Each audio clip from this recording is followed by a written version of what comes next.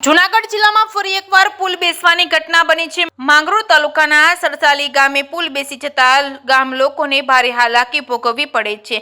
હાલ સરસાલી ગામે પુલ પરથી માત્ર નાના વાહનો પસાર થાય તેવી હાલત છે, પરંતુ જો કોઈ બીમાર પડે અને 108 બોલાવવી પડે તો કહા જાય તેવી સ્થિતિ સર્જાય છે। વતનનો દેવરાજભાઈ, અમારો આ પુલ તૂટી ગયો છે, અત્યારે સાવ નાજુક હાલતમાં છે।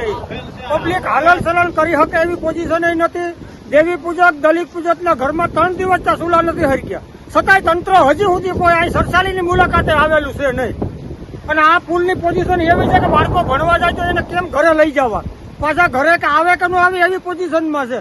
કોઈ તંત્રનો પેટનું પાણી હલતું નહીં અમારા ગામ પાસે। એટલે અમે સરકારને એવી અપીલ કરીએ કે તાત્કાલિક આવે અને આ પુલનું કાંઈક પણ નિવારણ કરે, જેથી કરીને અમે અવર જવર કરી શકીએ। શાકભાજી લેવાય જવાય એવું નથી અમારા ગામની અંદર।